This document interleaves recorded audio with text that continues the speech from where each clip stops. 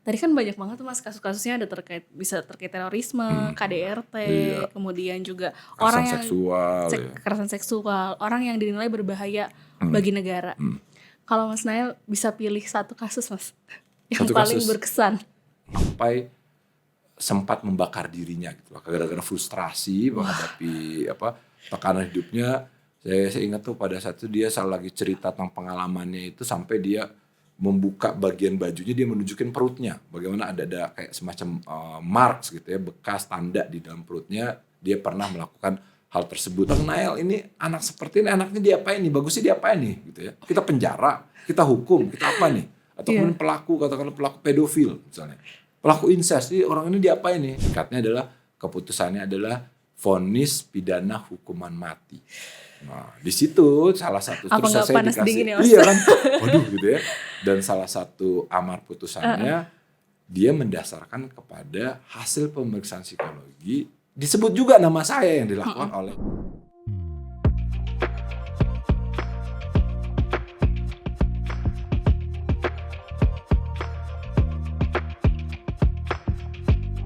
Hai Seekers, selamat datang di Eko Podcast, satu suara untuk Gema Tanpa Batas. Hari ini bersama saya Widya dan ditemani dengan Bapak Nathanael Haji Sumampo PhD Psikolog atau biasa dipanggil Mas Nael. Halo Apa kabar Mas Widya, Nael? baik, Baik. sehat-sehat. Biasanya kita ketemu di ruang pemeriksaan. Ya bisa gitu Hari ya. ini kita ketemu di ruang podcast ya Mas? Ya, oke. Oke. Ya, Mas Nael ini saat ini menjadi psikolog klinis di LPTUI juga, Betul. spesialisasi di bidang forensik, sekaligus juga menjabat aktif ya Mas sekarang sebagai ketua Apsifor. Ya. Oke. Nah, mungkin boleh cerita dulu nggak Mas, kira-kira awal mula dari pengalaman pribadi gitu ya dulu. Ini kan kayaknya satu karir yang cukup unik nih Mas, gitu Unik ya. ya gitu Unik ya. gitu. Kayaknya kalau misalnya aku ketemu sesama psikolog, kayaknya tuh agak berat nih buat ketemu kasus-kasus di ranah hukum kayak gitu, karena memang cukup berat. Nah, apa sih yang itu menjadi calling untuk Mas Nael Iya. mau terjun di bidang karir ini? Iya. Ya, Witma, ini pertanyaan menarik nih. Jadi memang akhir-akhir ini sempat juga merefleksikan, jadi refleksi lah gitu. Kenapa ya kok saya kayak mendalami bidang ini dan cukup antusias lah menekuni bidang ini gitu ya. Nah, ini ternyata saya menemukan memang ada beberapa pengalaman-pengalaman hidup yang personal yang juga membuat memupuk ketertarikan ini gitu ya. Jadi saya ingat waktu saya dulu SMA, jadi ini kan saya Tahun berapa itu Mas? nah itu ya, pokoknya tahun pastinya, nah mungkin bisa Widya tebak-tebak. Tapi Oke. kira-kira waktu itu adalah di awal-awal era reformasi. Reformasi kan 98, waktu itu kita tahu bersama gitu ya, ada suksesi kepemimpinan di tingkat nasional gitu ya. Nah, pada saat itu reformasi ternyata cukup berdampak terhadap kehidupan bangsa dan negara gitu ya. Jadi waktu SMA akhir-akhir saya itu sempat diajak ikut demo. Jadi masih pelajar ya. Kita demo, waktu itu saya ingat betul, kita kumpul di UI Salemba. Jadi ada senior saya, dia waktu itu udah kuliah di UI, dia datang ke sekolah tempat kita gitu ya. Lalu kemudian kita sama-sama demo tuh di UI Salemba, lalu kita ke gedung MPR gitu ya. Jadi terekspos terhadap isu sosial kemasyarakatan lah gitu ya. Nah, memang waktu SMA juga saya itu ada ikut bergabung dengan pelajar-pelajar yang kita, kalau weekend itu kita datang ke kelompok komunitas masyarakat marginal di Jakarta nih, jadi komunitas masyarakat marginal yang mereka datang ke Jakarta nggak ada KTP, tinggal di katakanlah slum area gitu ya. Nah, kita ngajar anak-anaknya gitu ya. Dan di situ kan ngobrol-ngobrol sama orang tuanya, bilang mereka nggak punya KTP, mereka kemudian ada yang misalnya berhadapan dengan katakanlah penertiban dan sebagainya gitu ya waktu SMA itu. Lalu kemudian demonstrasi. Nah, waktu saya kuliah itu tadi ya kan saya bisa dikatakan waktu saya remaja akhir-akhir itu ada di era reformasi. Jadi kan terekspos apa yang terjadi di situasi politik, orang bicara ketidakadilan gitu kan. Orang bicara ada masalah katakanlah penindasan dan sebagainya. Terus saya juga waktu kuliah saya bergabung dengan yang namanya pusat krisis. Jadi waktu itu ada pusat krisis Fakultas Psikologi UI. Nah, pusat krisis itu kita punya program ke daerah pasca konflik. Jadi kan waktu reformasi itu ada konflik di beberapa daerah, konflik yang kemudian konflik itu ini horizontal. Jadi antar masyarakat berbeda identitas gitu ya. Waktu itu banyak di Indonesia Timur gitu ya. Nah, saya sempat juga lama tuh di salah satu daerah dulu namanya masih jadi satu provinsi Maluku, sekarang jadi Maluku Utara lah gitu ya. Nah di Pulau Halmahera itu mereka pasca terjadinya daerah kerusuhan sosial lah gitu ya. Nah di situ saya bekerja jadi settingnya sekolah. Jadi saya dengan guru-guru, dengan anak ya, ada katakanlah ada 2 kelompok ya. Ada mereka kelompok sebelah dan sebagainya gitu ya. Dan di situ juga lagi-lagi saya berhadapan dengan cerita-cerita anak-anak yang dari pengalaman kerusuhan tersebut. Mereka menyelamatkan diri, mereka melihat apa yang terjadi, peristiwa-peristiwa kekerasan yang terjadi gitu ya. Nah itu semua juga kelihatannya cukup mempengaruhi saya gitu ya. Jadi kemudian dari itu semua saya merasa kayaknya ketertarikan saya terhadap isu sosial, kemasyarakatan, isu-isu mengenai keadilan begitu ya. Karena misalnya dari anak-anak itu pada akhirnya kita bicara misalnya ketika konflik kan ada yang menang ada yang kalah. Siapa yang merasa, jadi kedua belah pihak merasa memang diperlakukan tidak adil gitu ya. Awalnya ada yang merasa saya menang, yang tadi kalah, tapi pada akhirnya sampai pada satu titik ya kita semua sama-sama kalah gitu loh kira-kira ya. Kita semua sama-sama menderita gitu. Nah, lalu bagaimana pengalaman-pengalaman itu didengar gitu kan, dan ini juga diketahui oleh pihak pengambil keputusan dibuat negara ini gitu ya. Nah jadi kayaknya dari hal-hal itu tuh lumayan membentuk saya jadi akhirnya kalau psikologi forensik kan secara umum kan psikologi diaplikasikan di bidang hukum gitu kira-kira. Nah jadi saya kemudian menerapkan tertarik untuk mengaplikasi psikologi di isu-isu sosial kemasyarakatan, isu keadilan sosial. Saya juga ada satu statement ya waktu itu Prof. Sorlito almarhum. Dia itu yang juga banyak ngajak saya itu salah satunya adalah ngajar di sekolah kepolisian gitu ya. Di sekolah kepolisian udahlah, jadi saya ingat banget pokoknya kamu ngajarnya yang aplikasi-aplikasi jangan susah-susah gitu ya. Itu. Terus dia juga dalam diskusi dia berpaling ngomong pokoknya kita psikologi ini harus ada yang berani bekerja di isu-isu yang tidak aman, isu-isu yang konvensional. Kan isu konvensional psikologi bisa keluarga katanya atau kemudian perusahaan. Nah, hal seperti itu tuh ya. Jadi ya kemudian membentuk saya juga, saya sempat melakukan riset tentang pengalaman anak pasca konflik gitu ya, mendengarkan bagaimana pengalaman mereka. Lalu kan muncul pertanyaan, ini benar nggak ya cerita-cerita ini gitu. Kok kayaknya sangat wow banget gitu ya. Nah, tapi kemudian kita ini benar nih, ada terus ditambah lagi tentang trauma dan sebagainya gitu ya. Jadi itu semua lah jadi campur baur membentuk mungkin minat dan ketertarikan saya, bahkan passion saya di bidang ini. Oke, luar biasa Mas. Bahkan itu sudah start sejak remaja ya Mas, bisa dibilang. Kayaknya gitu. Jadi pasti iya ya, yang lainnya mungkin remaja dia ikut basket, Iya, ikut gitu kan. ekskul yang gimana. Ini turun demo gitu ya. Ini malah ngajar masyarakat kelompok marginal ya kan. Terjun di isu-isu tadi terkait kekerasan, kerusuhan gitu ya Mas, dan bisa melihat pihak-pihak yang berkonflik itu secara lebih netral gitu ya. Itu dari pengalaman Jadi Mas. tadi isu keadilan gitu ya, isu sosial gitu. Nah, Mas Donald juga kan sebagai dosen ya Mas di psikologi UI dan sebelumnya juga pernah menempuh pendidikan di S2 dan S3 di Belanda ya Mas. Kan udah S2 di UI tapi S2 lagi tuh ya Mas. Iya benar-benar. Iya. Luar biasa, memang senang belajar ya Mas. Ya enggak sih waktu itu, jadi kan memang saya sekolah sampai dengan jadi psikolog gitu ya. Waktu kita kan S2 magister profesi ya, profesi klinis waktu itu. Jadi saya waktu jadi mahasiswa tingkat akhir kan bergabung di pusat krisis tuit.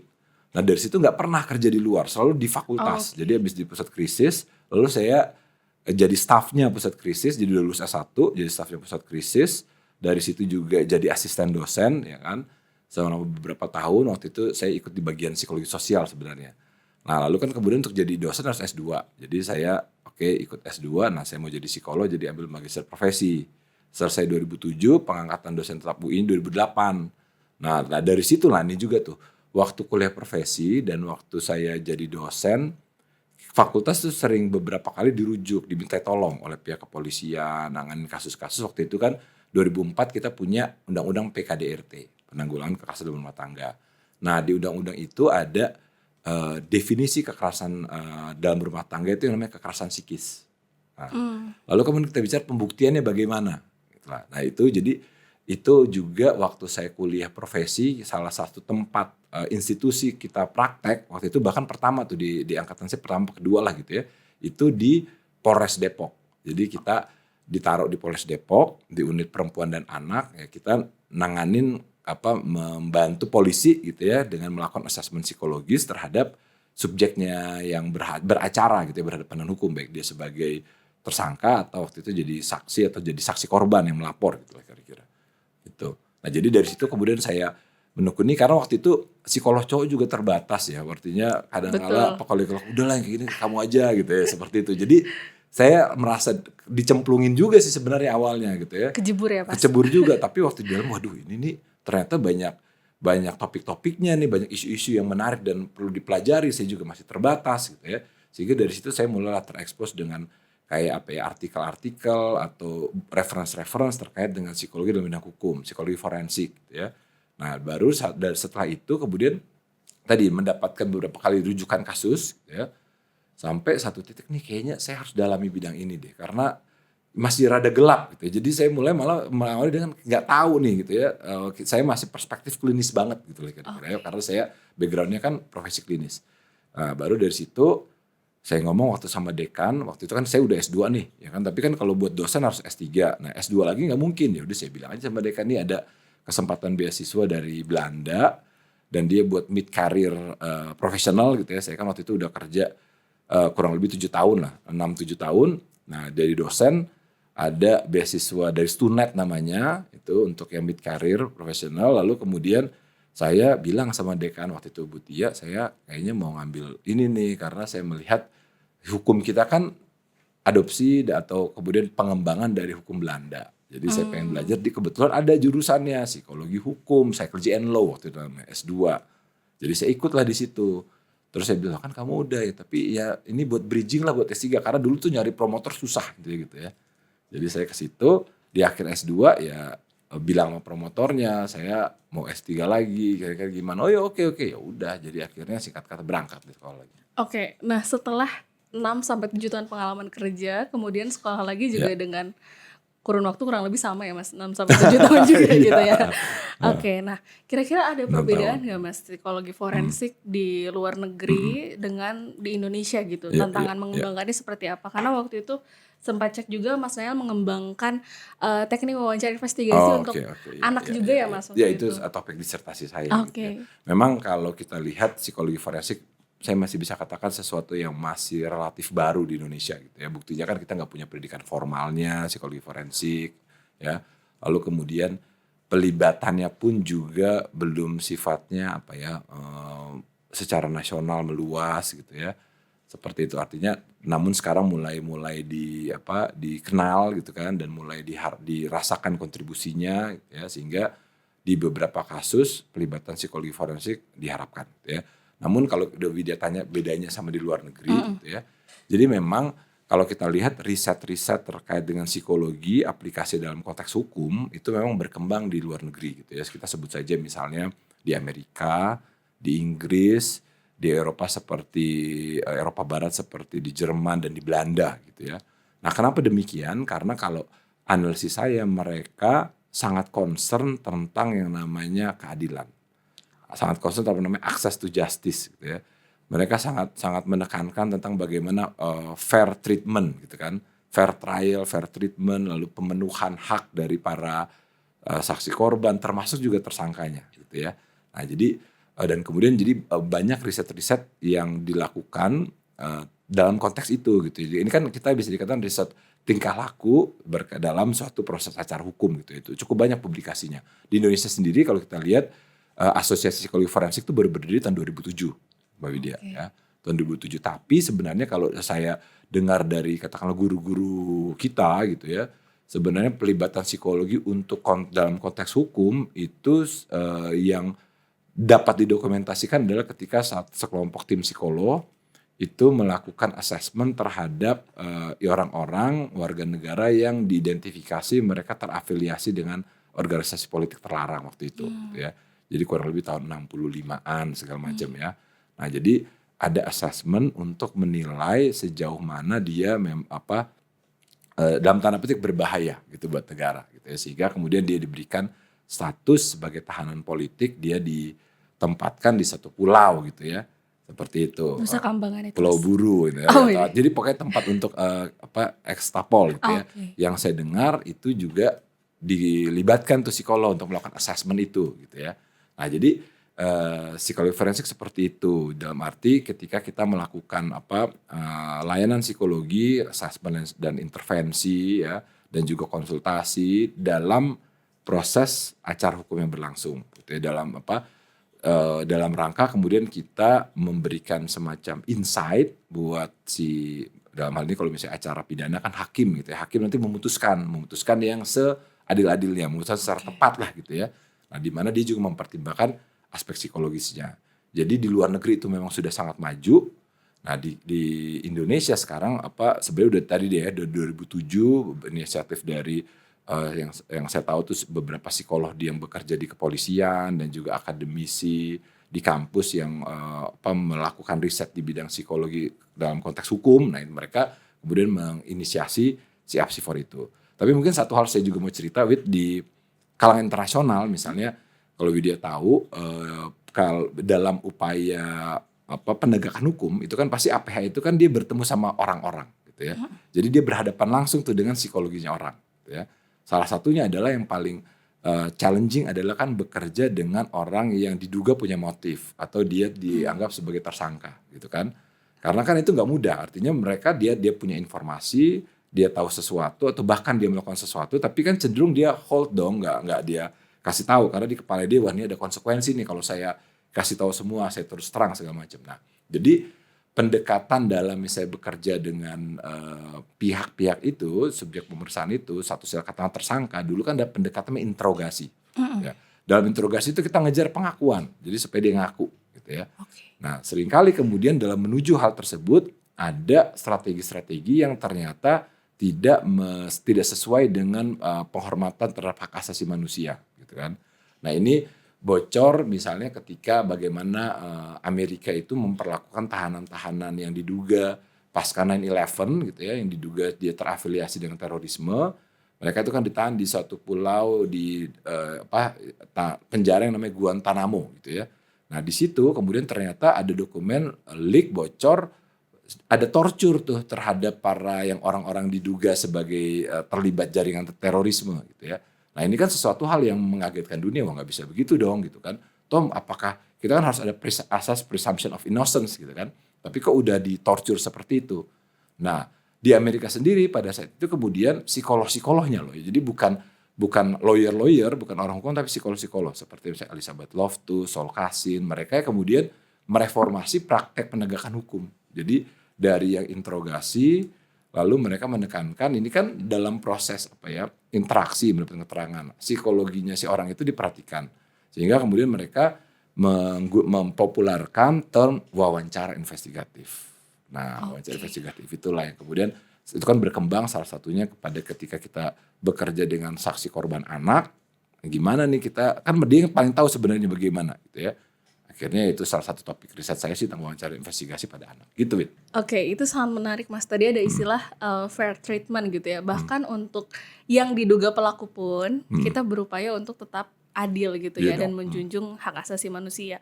Tadi kan banyak banget tuh Mas kasus-kasusnya ada bisa terkait terorisme, KDRT, kemudian juga orang yang kekerasan seksual, orang yang dinilai berbahaya bagi negara.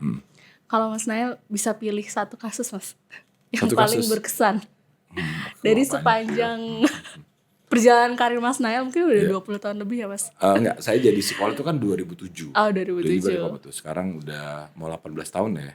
Iya nggak sih? Iya, 2007. Iya. Mungkin kalau kasus yang menarik, kasus pertama aja dulu kali ya. Kasus pertama. Kasus pertama itu, tadi waktu saya belum psikolog, tapi lagi magang gitu, praktek gitu ya. Praktek di PKPP ya Mas? PKPP ya, praktek kerja profesi itu di Polres Depok. Jadi waktu itu saya ingat kasus yang saya tangani pertama kali itu sampai akhirnya saya meriksa saksi korban, ibu-ibu gitu ya. Seorang ibu-ibu yang singkatnya dia korban KDRT. KDRT-nya mau dari fisik ada, seksual ada, penelantaran ada, pokoknya semua yang ada diatur itu masuklah dia jadi korbannya. Tapi sayangnya nikahnya nikah siri. Gitu. Nikah siri kan nggak ada legal dokumen kira-kira gitu. Jadi kalau proses secara hukum ternyata wah ini waktu itu ya artinya definisi dalam terkait dengan rumah tangga dan sebagainya harus formalnya terpenuhi lah gitu ya. Nah, sehingga kemudian polisi udah deh dikirimlah ke kita gitu kan. Kebetulan saya yang nanganin. Ibu itu intinya jadi dia bahkan sampai sempat membakar dirinya gitu loh, gara-gara frustrasi menghadapi tekanan hidupnya. Saya ingat tuh pada saat itu dia lagi cerita tentang pengalamannya itu sampai dia membuka bagian bajunya, dia menunjukin perutnya, bagaimana ada kayak semacam marks gitu ya, bekas tanda di dalam perutnya, dia pernah melakukan hal tersebut gitu ya. Nah di situ tadi ya bahwa kita kan berhadapan dengan seorang korban yang dia pada saat bertemu sama kita dia survive dalam arti dia masih selamat gitu ya. Dan secara hukum kan kita perlu mendengar apa sih yang sebenarnya terjadi pada dia gitu kan. Itu kan suatu proses yang nggak mudah kan, Wit, gitu ya. Kita harus empati, tapi kita juga harus objektif. Nah, dua hal ini nih, kalau forensik itu empati tetap perlu, tapi objektif juga gitu, karena hal seperti itu jadi cukup kompleks ya. Dan saya juga cukup keringat dingin juga tuh gitu kan, karena kasus pertama seperti itu gitu ya. Tapi akhirnya tadi ya bahwa saya melakukan serangkaian pemeriksaan psikologi sehingga kemudian kita mendapatkan keterangan mengenai apa peristiwanya, apa pengalamannya, dan menurut kami ini keterangan kredibel. Lalu kita coba potret, assess apa dampaknya. Ya udah, kita kemudian teruskanlah ke pihak penegak hukum gitu ya. Nah, terus kasus yang menarik lagi gini juga, Wit. Saya pernah 2011 ya waktu itu jadi bertugas sampai ke Indonesia Timur waktu itu kan, karena kan yang psikolog yang bekerja di bidang ini belum terlalu banyak lah, jadi ada kasus, jadi intinya saya terlibat. Nah intinya ada terjadi peristiwa kematian, peristiwa pembunuhan berakibat kematian sepasang suami istri tokoh masyarakat di wilayah tersebut. Jadi ini kakek nenek ini suami istri tokoh masyarakat. Ternyata yang melihat itu adalah seorang anak 5 tahun. Saksinya dia ya bisa dibilang saksi kuncinya gitu ya, anak 5 tahun. Dan ternyata memang pelakunya adalah bapaknya sendiri. Jadi bapaknya sendiri membunuh si oma opa ini. Jadi katakan bapak ini adalah anak angkat dari si korban lah gitu ya. Intinya yang menyaksikan langsung adalah anaknya sendiri. Ya kan? 5 tahun. Anak 5 tahun dia waktu itu bisa sih komunikasi, dia bisa ngomong. Tapi kan kalau untuk penegakan hukum kan salah satu hal yang jadi fokus adalah pembuktian gitu kan. Pembuktian dan memahami apa yang terjadi, siapa melakukan apa gitu ya. Ini saksi kuncinya si anak nih. Jadi kan ya berhadapan dengan psikologi anak, bagaimana kita kenal dulu sama si anak, dia bisa akhirnya komunikasi sama kita, sampai akhirnya dia mau menceritakan apa yang sebenarnya terjadi. Itu pun kan juga beda sama kita nih, kayak berdua ngobrol kan lancar, Mbak Widya ada pertanyaan aku jawab dan sebagainya gitu ya. Nah ini kan anak kita perlu strategi khusus ya, tapi juga jadi penting untuk menghindari sugesti gitu ya. Jangan sampai kemudian kita, karena tadi bahwa dalam upaya untuk memahami suatu peristiwa tindak pidana, masalahnya adalah keterbatasan kita semua, baik APH maupun psikolog yang terlibat atau bidang yang lain terlibat, kita tuh kan nggak hadir waktu peristiwa itu. Kita nggak nonton, kita nggak denger langsung gitu-gitu kan. Jadi kita nggak punya ground truth. Nah, jadi anak itu singkat kata adalah keterangan yang kredibel, sampaikan dampaknya itu saya teruskan. Terus berapa tahun kemudian saya diinformasikan bahwa terhadap kasus ini sudah ada putusan hakim, sudah ada penetapannya lah, sudah berkekuatan tetap, inkrah ya. Singkatnya adalah keputusannya adalah vonis pidana hukuman mati. Nah, di situ salah satu terus saya dikasih iya kan. Waduh gitu ya. Dan salah satu amar putusannya dia mendasarkan kepada hasil pemeriksaan psikologi, disebut juga nama saya yang dilakukan oleh. Jadi kan tuh kalau baca dokumen putusan ada tuh. Iya. Jadi hukuman mati salah satunya pertimbangannya hasil pemeriksaan saya. Nah saya sendiri sebagai individu gitu ya, nggak usah sebagai psikolog, sebagai individu, sikap saya itu terhadap hukuman mati sangat kontra gitu lah kira-kira.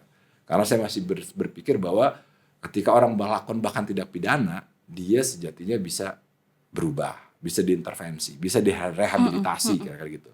Nah itu kan cukup menggemparkan saya waktu ya sempat ini aja, waduh sampai segitunya ya gitu. Tapi memang itu di luar kendali kita, karena ini kan psikologi forensik, apalagi kalau kita bekerja sebagai psikolog pelaku pemeriksaan itu kita jadi semacam tamu gitu kan, tamu tuan rumahnya mereka gitu ya. Jadi hasil kita tuh bisa mereka pakai banget, bisa mereka abaikan dan sebagainya lah gitu. Jadi itu di luar kendali kita, ya udah kita terima. Itu salah satu 2 kasus awal-awal yang masih selalu terkesan lah kalau ditanya. Berarti saat ini anaknya udah umur 19 tahunan ya Mas ya. Sudah sangat dewasa ya.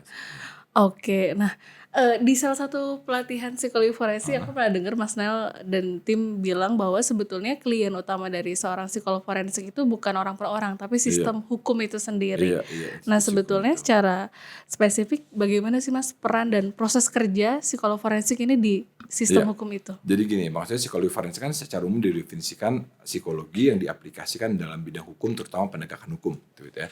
Jadi kontribusinya psikologi forensik itu sebenarnya ada risetnya, ada praktiknya, gitu lah kira-kira. Oke. Ya, nah kalau untuk praktek, terutama praktek-praktek dari profesi psikologi yaitu psikolog, itu memang bisa dikatakan kita terlibat, kita berkontribusi hanya jika diminta. Nggak bisa tuh kita ujuk-ujuk, oh ini ada kasus di wilayah saya psikologis itu saya tangani, nggak bisa, gitu kan. Perlu diundang dulu ya Perlu Mas? diundang dulu, jadi perlu ada rujukannya lah, katakanlah demikian. Nah, jadi yang merujuk siapa? Yang merujuk kan tentu aparat penegak hukum, biasanya polisi misalnya gitu ya, atau bisa juga lawyer, kuasa hukum, Oke. misalnya begitu. Ya, jadi mereka lah yang kemudian kami pahami sebagai mereka yang pihak meminta layanan kita, meminta layanan praktik kita, maka kemudian mereka adalah klien kita, gitu kan. Tetap meskipun mereka klien, tapi kan tetap dong bahwa kita bekerja sebagai profesi psikolog itu kan ada kode etiknya, ada dasar ilmiah psikologinya, ya kan, ada prosedur-prosedur praktik-praktik yang memang berbasis riset, evidence based gitulah kira-kira. Nah itu juga sesuatu yang sangat penting, gitu kan. Nah jadi klien utama adalah mereka, tapi bukan berarti karena kliennya mereka kita hasilnya itu harus memuaskan mereka, enggak gitu Iya. ya. Meskipun tadi kan ini masing-masing punya punya fokusnya masing-masing. Kalau misalnya dipanggil oleh lawyer, bisa nggak sih? Kalau ya bisa aja, karena mereka juga masyarakat, ada kebutuhan dari masyarakat, gitu ya. Yang pasti selalu di awal kami sampaikan briefing bahwa kita itu loh, kita imparsial, meskipun yang meng-hire kalian bukan berarti saya akan hasilnya tuh akan Iya. sesuai dengan keinginan kalian ya, gitu loh kira-kira. Bukan asal Bapak senang gitu ya Iya, Mas? bukan ABS gitu kan. Oke. Nah, jadi berbasis data, ya kira-kira begitulah gitu ya.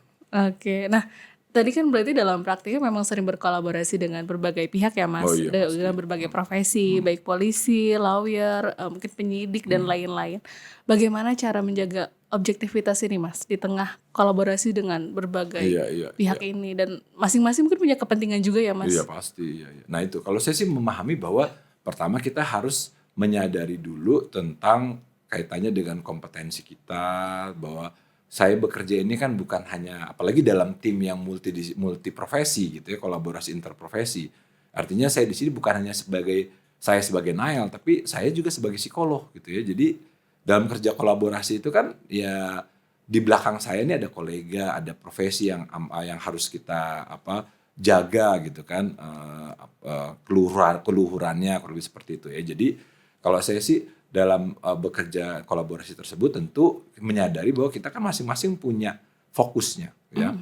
Kita punya katakanlah misalnya kalau saya suka pakai analogi penanganan kasus tuh, penegakan hukum terjadi suatu peristiwa dan masih gelap dan benang kusut nih, dan kita mengurai, tapi kita hanya pada area tertentu aja, dan kita Oke. bukan polisi, kita bukan penegak hukum atau lawyer atau hakim yang kemudian dia harus tahu semuanya. Jadi ada bagian tertentu yang kita dalami, kita fokuskan dan kita berikan informasinya gitu ya, edukasinya gitu ya dari kasus tersebut. Jadi saya pikir tadi memperhatikan kompetensi, menyadari batas-batas diri juga, batas-batas kompetensi, dan juga bekerja sesuai dengan prosedur gitu ya, bekerja dalam tim gitu juga, bekerja katakanlah ada supervisornya misalnya gitu ya, teman. Jadi nggak sendirilah gitu ya. Itu juga salah satu upaya, dan kalau saya selalu dalam penanganan kasus itu yang pertama saya cek adalah integrity checknya. Jadi misalnya ini ada rujukan kasus nih, saya harus berpikir sejauh mana nih saya bisa tetap integritas gitu ya, menjaga integritas saya di kasus ini. Kalau misalnya ternyata oh ini kasus ini adalah anggota keluarga saya, misalnya. Oh ini kasus ini adalah orang yang mungkin di satu titik kehidupan saya dia berjasa besar dalam hidup saya, misalnya begitu kan ya. Sehingga tentu saya menyadari, wah jadi saya sulit nih untuk objektif misalnya, saya sulit nih untuk kemudian benar-benar terbuka untuk memahami gitu ya. Nah kalau udah begitu ya lebih baik kita tolak aja, kita rujuk ke kolega yang lain misalnya. Hal seperti itu juga penting gitu. Oke, jadi melihat mana yang merupakan bagian kita dan ini memang bagian pihak lainnya juga gitu ya Mas. Meskipun tadi tetap ada risiko, mungkin dasar laporan kita dijadikan satu putusan hukum Iya, juga iya yang bisa, betul betul. secara hati nurani Beda mungkin kita kita berbeda gitu ya, against juga iya. ya Mas Atau ya? bahkan bisa saja dikesampingkan sama sekali. Pernah ada kasus Oke. bahwa saya ikut dalam suatu tim besar, ya melakukan suatu kasus gitu ya. Wah itu bisa dikatakan working hours-nya banyak lah dan kasus Mhm cukup mhm. kompleks, menyita perhatian. Pada saat sidang dibilangnya laporan kami itu dikesampingkan. Karena dianggap subjektif dan memihak. Ya udahlah gitu ya. Jadi Padahal juga sudah bekerja padahal dalam ya kan tim, dalam kemudian tim, prosedurnya betul betul. juga Sehingga kalau saya sih hal dijaga. seperti itu ya udah kita memang kesal gitu ya, kita kecewa tapi ya kita gak usah terlalu banyak baper lah gitu saya bilang sama teman-teman karena Oke. lagi-lagi yang pasti kita siap bertanggung jawab atas hasil kita gitu kan. Dan hasil ini pun juga kita pastikan dikumpulkan data-datanya segala macam itu kan melalui suatu metode yang memang bisa dipertanggungjawabkan gitu loh kira-kira gitu. Iya, nah itu kan memang menuntut objektivitas sekali ya Mas Hmm. ya, pekerjaan ini gitu ya, baik untuk berbagai pihak, melihat dari dua sisi untuk berbagai kasus-kasus. Tapi sebenarnya secara manusiawi pasti ada tekanan Pasti betul betul. emosional ya Oh, Mas. oh. Apalagi kalau tadi kasusnya menyangkut Hmm, anak-anak, kemudian kekerasan hmm, ekstrim, hmm, atau hmm. bahkan menyita atensi nasional. Kayaknya Iya Mas Nael iya. juga mungkin Seekers di sini pernah lihat Mas Nael di TV, mungkin ya Mas pas jadi Gitu ya, iya iya saksi iya. ahli di Oh persidangan. iya Nah bisa misalnya gitu, iya seperti iya itu iya ya iya, Mas. Nah itu gimana Mas Nel menjaga kesehatan mental iya saat menghadapi situasi-situasi seperti iya. itu? Nah itu ya, jadi kalau buat saya memang kemudian menyadari iya ya kita bekerja di area yang bisa dikatakan ada resiko gitu kan. Karena meskipun kemudian tadi ya saya bilang di awal bahwa kita menyadari bahwa keterlibatan kita ini kan bisa tadi ya bisa diterima, bisa nggak diterima dan sebagainya dan hanya jika diminta gitu kan. Nah, dalam situasi tersebut, Wid, kalau saya sih melihatnya apa? Yang pertama adalah dalam situasi-situasi yang berisiko tersebut, ya kan kita harus mulai dari awal. Oleh sebab itu mulai dari awal tuh kita mitigasi resiko juga gitu kan. Mitigasi resiko dalam arti, oke, ketika ada permintaan, ada penjelasan-penjelasan yang selalu disampaikan.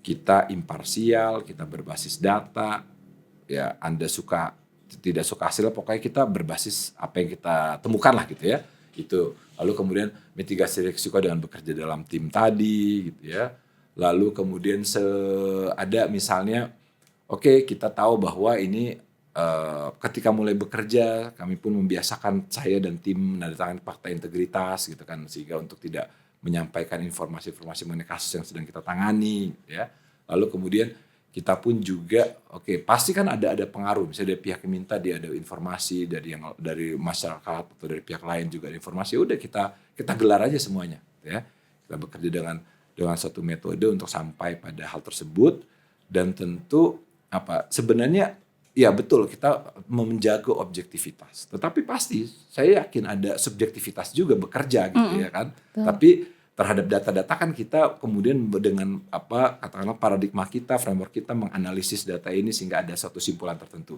ya. Nah, jadi untuk tetap menjaga objektivitas tadi menurut saya yang pertama pastikan nggak ada konflik kepentingan, kira-kira begitu. Yang kedua betul-betul kita memastikan integritas kita, independensi kita, gitu ya.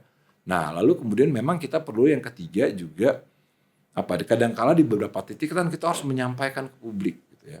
Nah, kita juga harus betul-betul sangat berhati-hati gitu ya.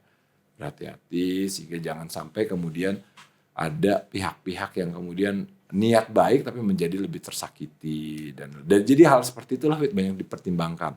Dan tentu kalau dia tanya dampaknya ke Iya. pribadi, ya pasti ada gitu. Pasti Gimana sangat tuh Mas? ada. Biasanya habis menangani kasus yang Ya mungkin pasti cukup habis menangani kasus cukup besar. lelah, terus lelahnya kayak harus butuh Iya. recovery yang panjang gitu ya. Biasanya apa Mas yang membantu untuk recovery? Ya, ya artinya tadi kalau saya sih lebih kita memang harus punya kemampuan ya psikolog secara umum juga gitu ya. Iya. Idealnya kan diharapkan dia punya strategi self care gitu Oke, ya. self care Jadi ya Mas. memisahkan bahwa ini urusan pekerjaan, nanti kalau udah sampai rumah ya udah di off lah itu ya Oke. fokuslah kegiatan rumah, Mhm. kegiatan-kegiatan yang positif gitu ya. Dan juga kalau saya sih sangat bersyukur karena disupport dengan tim gitu ya. Jadi kalau kita ada Mhm. tim yang masing-masing menjalankan tugasnya, fokusnya gitu ya. Lalu kemudian ya kita saling kayak body system lah gitu ya. Seperti itu juga sesuatu yang sangat membantu. Terus kita ada kode etik, ya kan, ada ya SOP, panduan-panduan, itu tuh juga sesuatu yang sangat membantu kita untuk nggak terlalu jadi terkena dampak yang lebih berkelanjutan gitu ya. Sempat juga saya kayak adalah katakan netizen Iya. berkomentar, terus DM saya gitu kan. Tapi ya lagi-lagi ini kan kita tahu bahwa ini konsekuensi yang tak terhindarkan, tapi semaksimal mungkin ya tadi ya, bahwa memastikan bagaimana kita melindungi diri kita sendiri gitu ya. Sehingga saya memilih untuk tidak terlalu banyak posting-posting di media sosial misalnya tentang kasus gitu kan, tuh hal seperti itu juga gitu ya. Yang ya itu Iya, jadi misalnya. ini sebenarnya kesempatan langka ya untuk kita melihat Mas Noel ada di sosial media, Mas. Ya Di enggak YouTube-nya juga lagi. LPTUI ya, Ya, teman-teman ya. ini. Oke, jadi memang ada risiko-risiko itu ya Iya, Mas, betul. tapi tadi self care itu juga hal penting Penting dan banget. membedakan kita punya peran lainnya selain Iya. juga sebagai psikolog forensik, tapi mungkin di rumah Mas Noel sebagai ayah, Iya sebagai betul. suami, Sebagai dan dosen, sebagai sebagai kolega, dosen. teman gitu lah ya. Iya, aktif di komunitas gerejanya juga gitu ya Ya. Mas ya. Ya, ya, Oke, itu kan berarti kita menyadari bahwa kita juga punya peran-peran lainnya di ya, dalam hidup selain pekerjaan ya. kita. Oke, nah kemudian juga nih Mas, nah itu kan memang cukup kompleks ya kayaknya kalau saya mendengar gitu ya bagaimana peran sebagai psikolog forensik ini dijalankan. Apakah juga berkarya di bidang ini berpengaruh atau memberikan pengaruh nih terhadap kepribadian atau Oke. bisa value atau bahkan cara memandang hidup atau kehidupan itu sendiri Mas? Karena Iya, mungkin tadi ya pastilah. berhadapan dengan yang sangat menyedihkan Iya, atau iya, iya. prihatin gitu ya Mas Memang seperti sih itu. Wit, karena gini kan, maksudnya kita sebagai psikolog kan selalu di kepala kita memahami gitu, dan kita punya semacam concern dan curiosity untuk memahami. Kok bisa ya misalnya saya ada nangani kasus anak yang membunuh orang tua kandungnya. Kok bisa ya anak membunuh orang tua kandungnya? Ini ada apa sih gitu ya kira-kira. Kan bukan berarti kita dengan cepat bilang wah ini anak ini udah error nih gitu ya. Atau kita dengan cepat bilang wah anak ini salah dididik atau apapun gitu ya. Karena kita mau memahami ya kan, sehingga kemudian dengan pendekatan kita empatik dan kita juga coba untuk secara objektif melihat, saya suka pakai istilah helikopter view gitu ya. Nah itu kan kita jadi oh iya memang ada kerentanannya tapi juga ada faktor protektifnya gitu. Nah yang mau saya bilang gini, sering kali kasus-kasus apalagi kasus yang tenar itu kan diberitakan di media. Apalagi kasus ini belum lengkap dipahami lah gitu ya. Jadi baru awal-awal ditemukan, wah diberitakan di media, didiskusikan. Nah, itu diskursus publik. Saya pikir itu sesuatu yang sangat positif dan wajar juga kan publik beropini dan sebagainya gitu ya. Namun dalam beberapa kasus yang saya tangani, saya melihat kadang-kala narasi yang di publik, yang ada di masyarakat itu karena keterbatasan data, karena juga memang belum lengkap gitu ya, itu tuh kemudian berbeda loh dengan apa yang sebenarnya kita temukan gitu ya. Dan kami pun misalnya katakanlah kepada seseorang yang tersangka saja atau pelaku gitu ya, kami menemukan sebenarnya ada katakanlah aspek-aspek psikologis humanis juga yang kemudian dihayati, dipikirkan oleh dirasakan oleh yang bersangkutan gitu. Jadi dengan kemudian kita mencoba mengakses, memotret lebih lengkap, jadi kan kita dapat datanya, pasal-pasalnya itu jadi lebih lengkap gitu. Nah itu yang kadang-kala ya udah gitu. Jadi artinya misalnya ketika opini di masyarakat sudah terbentuk terhadap suatu kasus gitu ya, padahal datanya berbeda, misalnya karena kita dapat kesempatan memahami lebih dalam kan, jadi dapatnya lebih lengkap tuh gitu ya.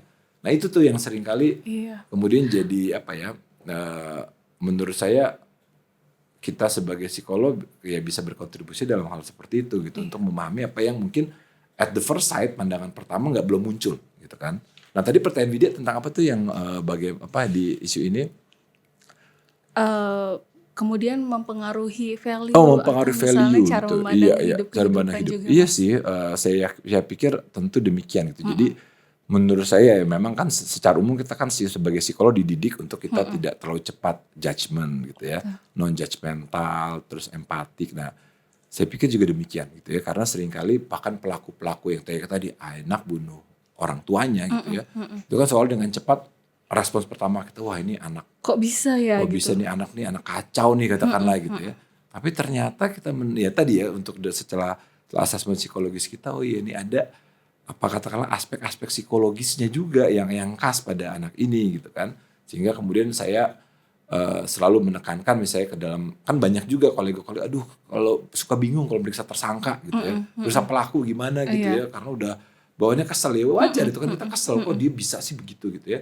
Tetapi kan kita memahami bahwa yang kita tidak terima perbuatannya, tetapi dia sebagai person, sebagai individu tetap harus kita berikan respect gitu ya, sehingga kita bisa berproses bersama dia gitu kan untuk memahami. Dan kita kan psikologi seringkali ditanya sama PH, jadi Bang Nael ini anak seperti ini, anaknya diapain nih, bagusnya diapain nih gitu ya. Kita penjara, kita hukum, kita apa nih? Atau Iya. kemudian pelaku, katakanlah pelaku pedofil misalnya. Pelaku incest, ini orang ini diapain nih? Kita binasakan saja, bisa atau bagaimana. Mungkin gak sih mereka berubah? Itu pertanyaan-pertanyaan tuh susah jawabnya. Gitu. Iya, Ya, kan kita sebagai dibina psikolog, atau dibinasakan iya, ya Mas susah ya? jawabnya. Dan itu benar-benar Sulit mengganggu menjawab. pikiran kita juga gitu kan. Betul. Aduh iya ya diapain ya. Tapi kan kita harus mencoba menjawabnya gitu. Dengan lakukan riset, dengan coba apa ya kira-kira intervensi yang visible dan bisa dilakukan gitu kan. Dan gak mungkin juga harus semuanya dikirim ke psikolog atau psikiater gitu kan. Tetap aja kan perlibatan dari lingkungan, komunitas keluarga, termasuk juga petugas-petugas gitu ya, itu juga sangat relevan gitu. Jadi betul-betul bagaimana kita memperlakukan orang lain respect, mau Iya. dia korban, mau dia pelaku Betul, juga iya, ya Mas ya, iya. karena ada latar belakang Betul. kenapa itu bisa Iya, iya. terjadi juga. Iya. Tapi itu memang menarik juga tuh Mas terkait psikologis pelaku ya. Kalau dari yang Mas Nelia sendiri sebetulnya apakah ada kekhasan-kekhasan tersendiri nih Mas kalau ketika melakukan pemeriksaan terhadap pelaku? Yang pasti gitu. Kalau saya sih melihatnya nggak ada faktor tunggal gitu ya. Jadi pasti berbagai faktor berkontribusi. Kalau saya suka pakai istilah faktor risiko, faktor protektif, memahami kerentanan psikososialnya gitu ya. Yang kemudian berkontribusi terhadap seseorang menjadi pelaku gitu ya. Dan kita pun juga harus memahami ada semacam tipologi pelaku lah gitu ya. Iya. Ada memang pelaku yang katakan dalam kesehariannya memang itu kayak melakukan kejahatan, melakukan tindak pidana itu gampang banget buat dia. Bahkan itu selalu dia pakai dalam keseharian. Nah baru kemudian ada satu peristiwa terungkap lah. Jadi dia kena lah gitu kan kira-kira ya. Nah tapi ada satu, bisa ada tipe lain yang juga misalnya bisa dikatakan dia melakukan suatu kejahatan yang bisa dikatakan kejahatan tindak pidana lebih kepada misalnya ekspresi frustrasinya dia. Misalnya begitu kan ya. Nah itu. Jadi artinya, insidental gitu ya Mas, ya bukan bisa sesuatu begitu. yang Artinya kan berulang sebelumnya. seandainya dia bisa meregulasi emosi gitu ya. Seandainya dukung faktor sosialnya sudah sudah membantu gitu ya dan memberikan dukungan, saya yakin dia akan nggak jadi sampai begitu gitu ya. Kayak misalnya ada satu kasus orang tua di Jakarta yang bunuh anaknya, ya kan? Dia tuh sempat satu titik dia mengakses negara, dalam arti mengakses petugas lah gitu ya. Tapi kemudian karena nggak tahu juga mau melakukan apa, dan kemudian mungkin juga tidak dibekali bagaimana merespon situasi krisis, akhirnya apa yang terjadi? Ya dibalik lagi dia. Coba misalnya dia katakanlah direspons, dia mendapatkan layanan, mendapatkan treatment, itu pasti nggak akan jadi begini. Gitulah, harus seperti itu misalnya. Iya, jadi memang multifaktor sekali gitu ya Mas ya. Mungkin jadi kalau secara pribadi untuk Mas Naila nih jadi melihat orang secara lebih utuh gitu ya Mas. Ya bisa dibilang begitu. Karena kan memang menurut saya sih hidup manusia itu kompleks. Iya. Ya kan? Hidup manusia sangat kompleks sehingga kita tidak kemudian cepat berasumsi, cepat memberikan judgement tertentu gitu ya. Kita explore. Nah itu kalau dalam psikologi forensik juga saya selalu menekankan pentingnya kita explore berbagai skenario gitu ya, sehingga kemudian yang mana nih yang katakanlah fit gitu ya untuk situasi ini berbasis data yang kita punya, berbasis pemahaman mengenai konteks psikososialnya. Oke. Nah tadi kan berbasis data, jadi data itu penting ya Mas. Ini kalau saya refleksi dari pengalaman saya juga pernah tuh mungkin sama Mas Nail juga meriksa kasus, kemudian ada satu titik yang ini kasusnya seperti apa ya, karena kan fokusnya adalah pembuktian tapi datanya sangat terbatas. Sampai satu momen saya kayaknya udah sholat gitu ya maksudnya, karena saya muslim gitu ya, udah mentok gitu ya. Iya ya Allah ini gimana gitu ya. Kemudian beberapa hari setelah itu tuh ada rekaman CCTV yang akhirnya ditemukan kayak gitu. Nah ada gak Mas kalau Mas Nail pengalaman seperti itu juga yang rasanya udah mentok sampai ini datanya apalagi yang bisa artinya kita gini, kalau saya kan pakai analogi misalnya kita kayak main puzzle gitu. Kan kita kumpulin dari berbagai tadi ya, pengawas psikologi forensik kan multi tools, multi metode dengan melibatkan multi informan gitu ya. Oke, dari informan satu lewat tes begini, lewat wawancara begini. Nah itu kan kemudian kita coba helikopter view, bisa aja kemudian ada beberapa pasal yang masih nggak lengkap gitu kan. Ya udah, kita artinya dalam kita memberikan kontribusi kepada APH ya kita termasuk juga menjelaskan keterbatasan gitu kan. Termasuk juga ya yang kelihatannya sudah bisa ada insight-nya dalam hal ini gitu kan. Tapi ketika ditanya sesuatu hal yang mungkin menurut kita masih belum gambarnya pasalnya belum lengkap, ya kita jelasan aja ya bisa skenario bisa, kemungkinannya bisa A, bisa B, bisa C gitu lah kira-kira. Tapi ketika ada datanya, nah dari 3 kemungkinan ini misalnya, ini mengarah kepada yang satu ini misalnya begitu ya. Dan saya juga menghindari memberikan semacam simpulan-simpulan yang sifatnya seolah-olah kita punya ground truth gitu kan. Karena kita menyadari saya nggak punya ground truth-nya kita gitu nggak kan. hadir di Nggak TKP tahu di ya DKP, Mas. kita nggak lihat langsung gitu kan. Iya. Kita berbasis keterangannya dia, berbasis dari hasil tes misalnya, berbasis dari apa yang disampaikan oleh informan atau orang yang mengenal dia, subjek utama pemeriksaan kita misalnya begitu. Sambil banyak-banyak berdoa minta petunjuk juga ya Mas. Iya tentunya itu ya. Oke, nah ini menarik sekali ternyata ya Mas ya, luar biasa bagaimana psikolog forensik itu dari mulai memperkaya kompetensi tapi juga secara person berkembang, Iya, secara betul. karakter, kemudian melihat manusia secara lebih utuh, mungkin berhadapan dengan kasus-kasus yang sangat emosional juga gitu ya, bagaimana kemudian kita perlu tetap stabil dan menjaga objektivitas di tengah situasi yang tidak ideal kayak gitu. Luar biasa. Nah, kira-kira kalau misalnya nih ya buat seekers di sini para pendengar yang tertarik bisa mungkin yang sekarang masuk psikologi atau bahkan dari para SMA juga, karena tadi Mas Nael bahkan sejaknya dari SMA gitu ya yang sekarang punya kepedulian tinggi akan isu-isu politik sejak SMA, mungkin bisa jadi menjadi psikolog forensik adalah satu jalur karir. Itu udah ada loh misalnya beberapa SMA yang minta karir day terus mintanya psikolog forensik. Wah, ada tuh yang gitu. luar biasa. Iya. Di daerah mana itu Mas? Ya pokoknya di Jakarta. Di Jakarta gitu, ya Mas ya terutama ya. Tapi menarik Mas, kalau anak SMA bisa yang ditanyain tentang enggak, apa Mas? kalau menurut saya kan sekarang kita kan banyak katakanlah film-film seri gitu kan ya. POV dari film ya Mas ya. Kan, sebutlah misalnya contohnya CSI, Criminal Mind atau apalah kayak gitu-gitu kan wah ini ada satu peristiwa juga gitu. Film-film lah ya. Yang jadi diekspos lah tentang ada psikolog terlibat dalam suatu proses hukum, ada hal seperti itu gitu ya. Nah itu dugaan saya sih dan memang sekarang saya lihat cukup banyak juga mahasiswa, karena saya juga dosen kan, mahasiswa yang bilang bahwa dia tertarik psikologi forensik begitu. Terus apa yang bisa kami dilakukan gitu kan. Nah mungkin yang pasti sih buat para seekers juga kita penting untuk terus mengembangkan tadi misalnya minat sosial kita, kepedulian kita, terus concern terhadap isu keadilan ketidakadilan di masyarakat gitu ya. Jadi kalau misalnya kita istilahnya browsing atau apa, dia juga baca tuh berita-berita yang terjadi di kehidupan sehari-hari gitu ya. Menurut saya itu hal yang pertama gitu. Lalu yang kedua, apalagi kalau seekers ini masih psikologi kan ya intinya kan konteksnya yang diaplikasikan, misalnya lagi disuruh buat paper mengenai kalau katakanlah psikologi kognitif misalnya, ya udah diambil aja misalnya dalam konteks forensik misalnya gitu ya, atau dalam konteks misalnya pemasyarakatan gitu ya. Jadi risetnya di lapas gitu ya Mas dan misalnya. Memang psikologi forensik di Indonesia ke depan tuh butuh banget riset-riset, karena kan kita tahu juga riset-riset psikologi kebanyakan dari mana? Dari barat ya kan. Populasi mana? Populasi barat. Gitu kan. Jadi riset-riset psikologi di bidang konteks forensik, di bidang hukum ini sungguh amat sangat dibutuhkan gitu ya. Jadi kalau masih psikologi udah misalnya ngerjain bikin tugas terkait itu kan dalam kuliah konstruksi alat ukur, ya udah buat alat ukur terkait apa saya nggak tahu, kebohongan kah atau kemudian penyesalan misalnya atau apapun itu tuh pasti ada kontribusinya gitu ya. Atau kemudian kalau teman-teman juga melakukan kegiatan pengabdian masyarakat, melakukan juga dalam konteks forensik juga gitu di lapas misalnya gitu ya. Dan kalau misalnya skripsi ya misalnya buat skripsi di bidang itu, ya gitulah hal-hal yang iya, nah jadi sebetulnya yang tertarik mendalami psikologi forensik kan tadi Mas Nael juga cerita bisa riset bisa juga praktek gitu ya Mas. Nah sebetulnya memangnya apakah harus menjadi psikolog klinis dulu atau spesialis atau seperti apa sih Mas kalau yang tertarik gitu ya, mendalami psikologi forensik ini? Nah tadi ya bahwa psikologi forensik itu kan research and practice of psychology lah gitu ya.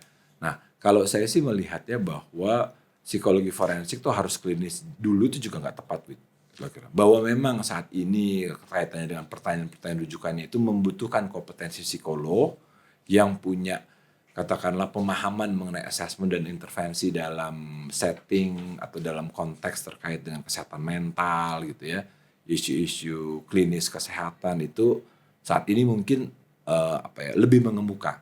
Tapi misalnya contoh aja nih akhir-akhir ini ya beberapa minggu terakhir ini APH itu mulai bertanya melibatkan terkait dengan kasus-kasus kerusuhan, demonstrasi, perusakan gitu kan.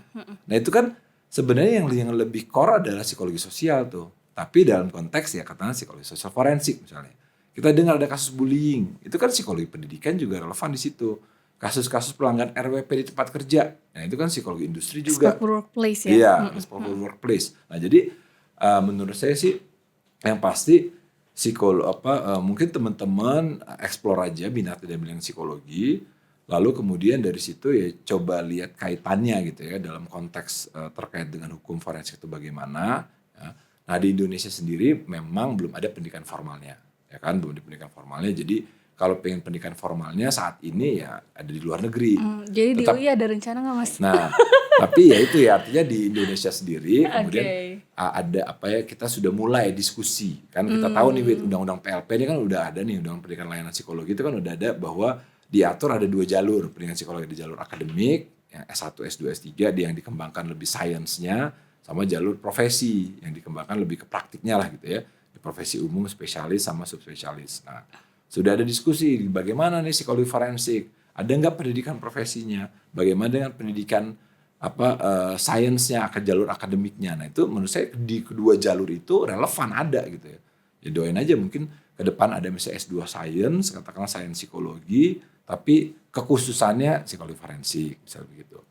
Pernah ada sih kalau yang terkait dengan psikologi forensik dulu di UI itu kan pernah ada psikologi kriminal. Waktu itu kerjasama, kalau saya nggak ingat zamannya Dekan Pak Sarlito ya kerjasama antara psikologi UI sama Dirjen Pemasyarakatan. Jadi fokusnya lebih kepada tadi ya pemasyarakatan lah gitu ya. Itu pernah ada tapi karena punya program kerjasama kemudian nggak berlanjut lagi gitu ya.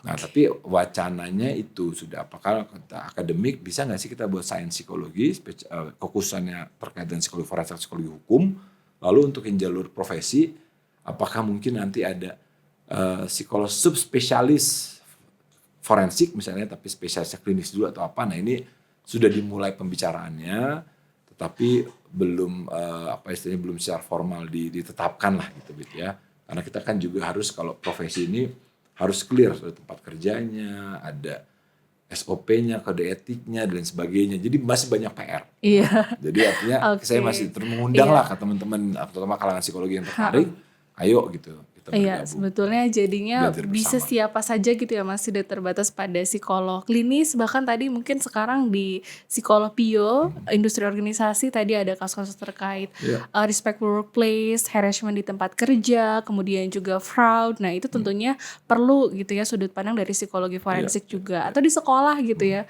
Kami juga di LPT kadang menerima rujukan terkait dengan kasus misalnya ada harassment dugaan harassment di sekolah gitu ya Mas ya kan ada peraturan menteri yang terkait dengan Satgas pencegahan dan penanganan kekerasan seksual atau diskriminasi, bullying dan sebagainya lah itu ya. Di setting pendidikan gitu ya. Iya, jadi sebetulnya ini bisa terbuka untuk siapa saja bahkan untuk researcher juga ya, mungkin ke depannya juga. Itu yang sangat perlu diperkaya di Indonesia. Jadi untuk mahasiswa profesi atau bahkan para psikolog yang tidak terbatas pada klinis juga sangat mungkin untuk kita undang gitu ya untuk mengikuti pelatihan psikologi forensik ya Mas. Sebentar lagi kayaknya kita akan bekerja sama untuk adain pelatihan nih Mas di wawancara investigatif ya. Betul di LPT UI di bulan November nanti. Kira-kira kalau dari Mas Nael sendiri harapan gitu Mas untuk psikologi forensik ke depannya itu seperti apa Mas? Artinya kalau saya sih melihat bahwa saya optimis lah bahwa bicara tentang bagaimana reformasi bidang hukum gitu ya. Saya optimis bahwa nanti ke depan Indonesia pasti akan lebih baik kira-kira gitu. Nah, dalam lebih baik ini tentu salah satu area yang utama adalah tentang hukum, tentang keadilan gitu kan, hukum dan keadilan. Nah, jadi dalam hal ini psikologi forensik saya yakin ke depannya akan semakin relevan gitu ya.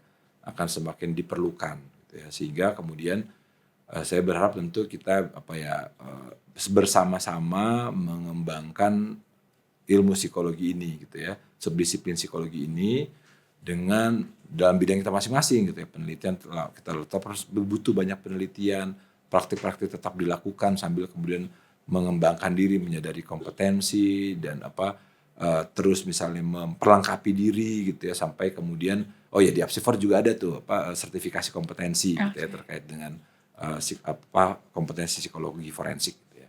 Nah jadi intinya sih seperti itu. Jadi kita mari rapatkan barisan sama-sama gitu ya, untuk kemudian mengembangkan, mengaplikasikan psikologi di isu yang sangat relevan dalam kehidupan masyarakat.